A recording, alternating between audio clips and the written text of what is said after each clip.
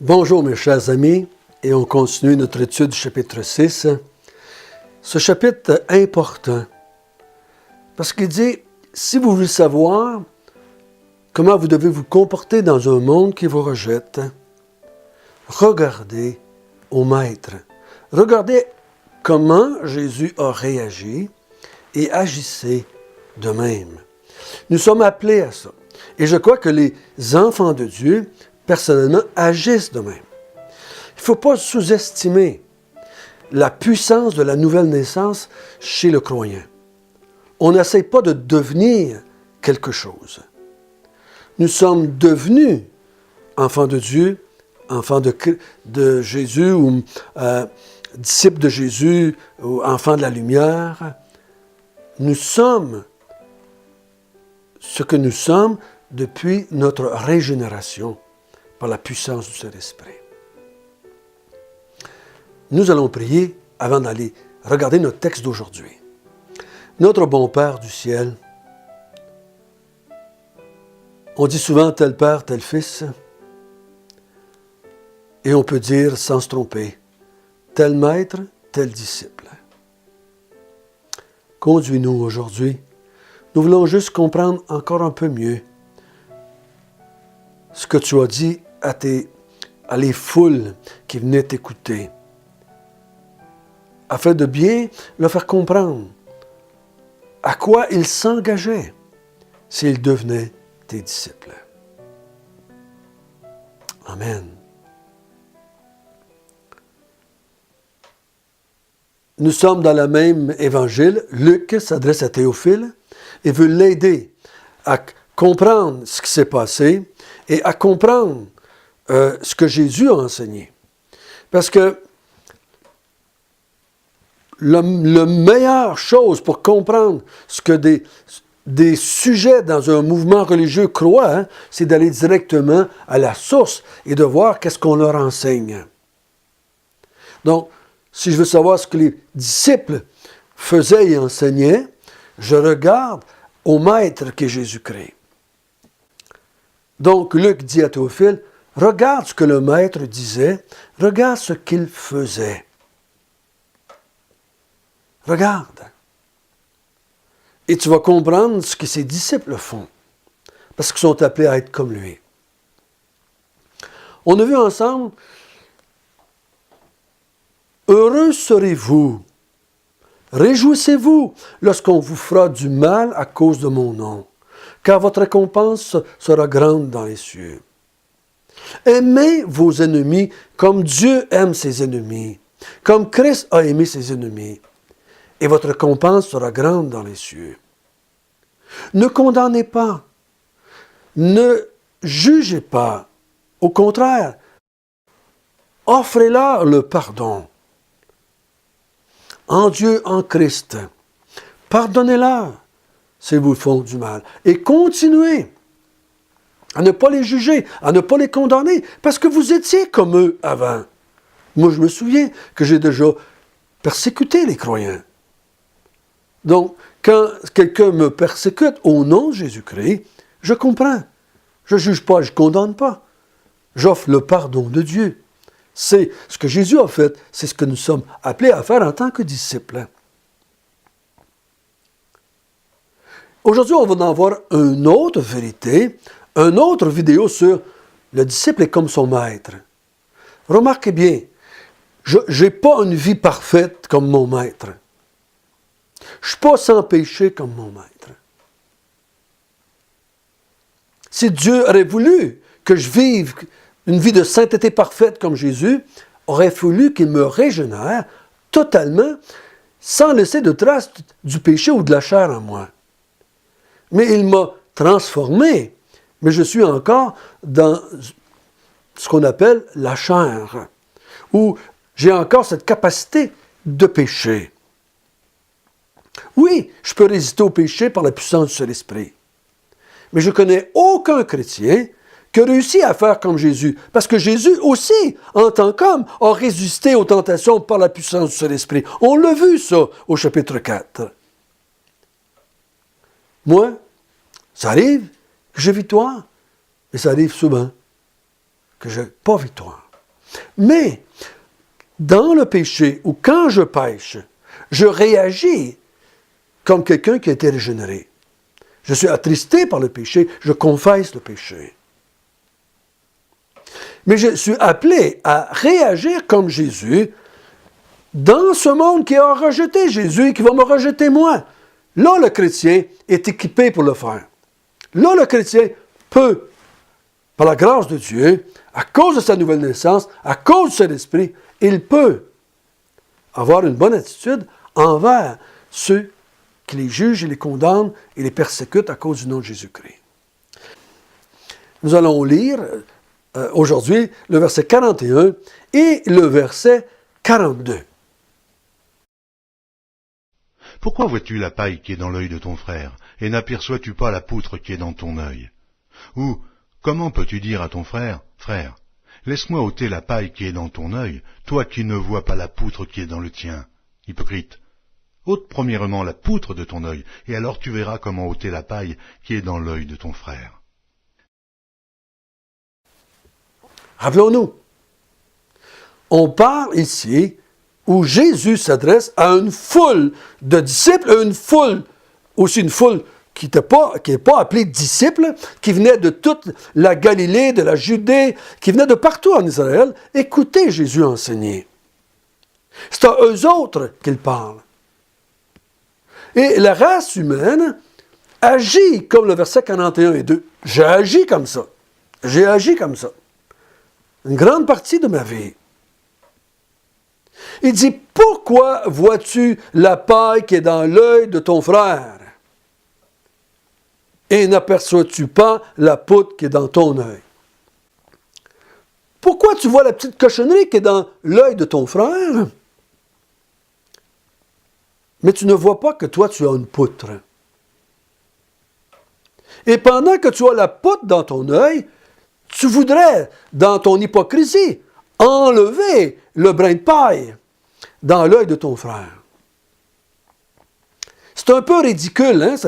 Ça frise le ridicule, ce que Jésus dit. Si j'ai un brin dans mes yeux et que j'ai de la misère à m'ouvrir les yeux, je ferme les yeux parce que j'ai mal, je serais bien un imbécile d'essayer d'enlever une paille ou une cochonnerie dans ton œil.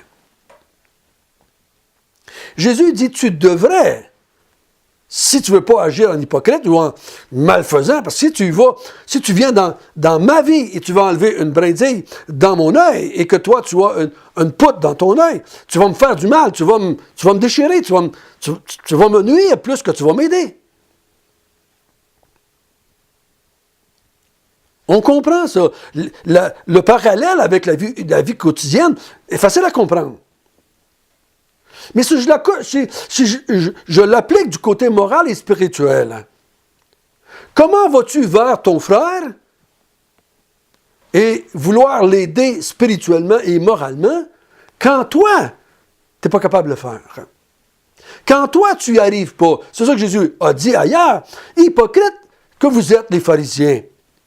Vous voulez mettre des fardeaux sur les gens et vous n'êtes pas capable d'élever vous-même du petit doigt.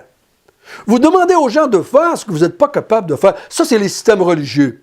Tous les religieux en place, tous les systèmes religieux, les dirigeants, demandent aux gens de faire des choses qu'ils ne sont pas capables de faire eux-mêmes.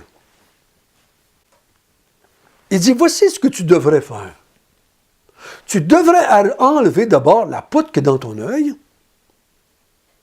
et après, vouloir aider ton frère avec la brindille ou la petite graine qu'il y a dans son œil.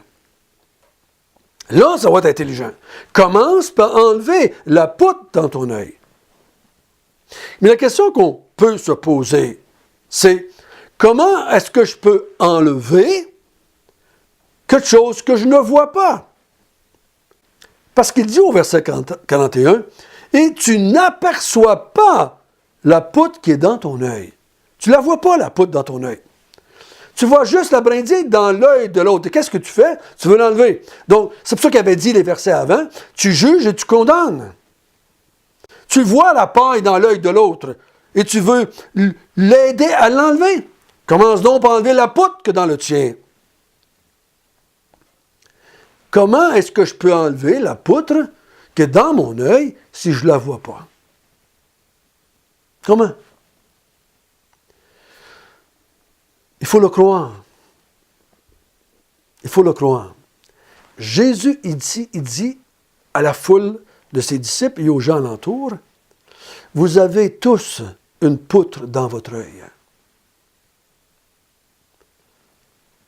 Comme on a vu hier, vous êtes tous des aveugles. Il faut d'abord que tu vois clair si tu veux aider un autre aveugle. Puis il répète la même vérité ici aujourd'hui. Il dit, comment est-ce que tu vas enlever ce que tu ne vois pas? Crois-moi, je te le dis, moi le Maître, moi le Fils de l'homme, moi l'envoyé de Dieu qui vient vous sauver, qui vient vous délivrer de vos poutres. Moi je te dis que tu as une poutre dans ton œil. L'être humain, même s'il ne se voit pas pécheur, même s'il ne croit pas qu'il est aussi méchant qu'on le dit, il devrait le croire parce que Jésus le dit. Si Jésus dit aux êtres humains, vous êtes des pécheurs perdus, qu'on se sente pécheur, qu'on ne se sente pas pécheur, qu'on comprenne plus ou moins, Jésus l'a dit, tu es un pécheur et tu es condamné. Jésus l'a dit. Vous avez le Père pour diable. Il faut le croire. Il nous dit qu'on a une poutre dans notre œil. Il faut le croire. Et il dit, enlève d'abord la poutre qui est dans ton œil. Comment je fais ça? Comment est-ce que je vais pouvoir enlever une poutre qui est dans mon œil? Moi-même. Je ne suis pas capable. Mais je peux demander à Jésus de l'enlever. Je peux demander à Jésus, enlève la poutre qui est dans mon œil. Ou je pourrais dire, comme on a vu hier, ouvre mes yeux afin que je contemple la vérité. Et je contemple Dieu. Et que je puisse le présenter à d'autres après. Enlève ma poutre. Je me repens, j'ai une poutre dans mon œil. Et pendant longtemps, j'ai cru que je n'avais pas de poutre. Mais toi, tu me dis que j'ai une poutre. Je te demande, dans ta grâce, dans ton amour, de m'enlever la poutre.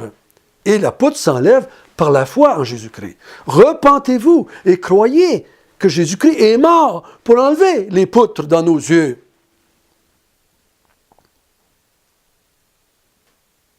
Le chrétien, celui qui s'est repenti, celui qui a cru qu'il y avait une poutre et qui a demandé à Jésus de l'enlever, maintenant, lui, il peut être comme son maître et aider les autres à enlever la poutre dans leurs yeux, en les guidant vers Jésus-Christ, en les appelant à la repentance et à la foi en Jésus-Christ.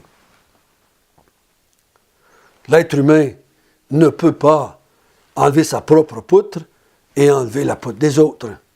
Mais l'être humain, par la grâce de Dieu, par l'amour de Dieu, par la foi en Jésus-Christ, Dieu enlève notre poutre et nous appelle à aller maintenant offrir aux autres, non pas que nous, on va enlever leur poutre, mais qu'on les conduit vers celui qui peut enlever les poutres dans les yeux des gens. J'espère que vous comprenez bien cela. Jésus n'est pas en train de nous parler ici. Fais attention comment tu parles de ton mari, de ta femme, de tes enfants, de ton frère dans la foi. Fais attention.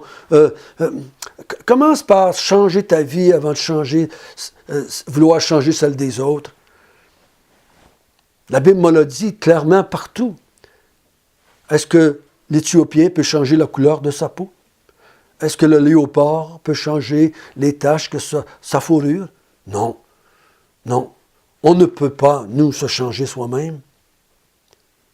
Jésus nous appelle plutôt à reconnaître qu'on est incapable de se changer, qu'on est incapable d'accomplir les standards de Dieu, qu'on est incapable de faire quoi que ce soit de bien. C'est ce que Jésus a dit dans Jean 15. Sans moi, vous ne pouvez rien faire. Sans moi, vous allez rester aveugle. Sans moi, vous allez rester avec votre poutre dans vos yeux. Reconnaissez que vous avez une poutre qui vous empêche de servir Dieu, d'adorer Dieu, de vous tourner vers Dieu. Et demandez à celui que Dieu a envoyé, Jésus-Christ, d'enlever la poutre qu'il y a dans votre œil. Et quand vous enlevez la poutre, la première chose que vous voyez, c'est celui qui a enlevé la poutre, Dieu et Jésus-Christ. Ensuite, on voit que tout le monde autour de nous a aussi une poutre. Maintenant, on le sait. Maintenant, on le sait. Jésus l'a dit. Et a enlevé notre poutre. Et maintenant, nous allons offrir aux gens de reconnaître qu'ils ont une poutre dans leur œil et de les aider à se tourner vers Jésus-Christ pour qu'il puisse leur enlever la poutre comme il nous a enlevé la nôtre. N'ayons pas peur de dire à ceux à qui l'on parle que nous avons été aveugles aussi, avant de voir clair. N'ayons pas peur de dire aux gens, nous avons été des gens avec des grosses poutres dans nos yeux, et on était hypocrites. On a appelé les gens à faire le bien quand on n'était pas capable de le faire. Oh, je me souviens dans ma propre vie, quand j'ai réalisé que je demandais à mes enfants de faire des choses que j'étais incapable de faire. Incapable. Donc c'est gênant, c'est humiliant. Mais il faut reconnaître, Dieu, je suis incapable. Je suis incapable. Mais par ta grâce, tu peux me rendre capable. Notre bon Père du ciel, merci de nous avoir révélé que les êtres humains ont des grosses poutres dans leurs yeux et qu'ils ne peuvent pas voir Dieu ni Jésus-Christ. Mais par ta grâce, par ton aide, nous avons cru à ta parole et nous avons cru que toi seul pouvais enlever la poutre de nos yeux. Maintenant que nous voyons, maintenant que nous savons, aide-nous à parler aux gens autour de nous afin de les aider à comprendre qu'ils ont une poutre et qu'il y a un moyen de l'enlever. C'est Jésus-Christ seul. Merci mon Dieu de toutes tes bontés envers nous. Amen.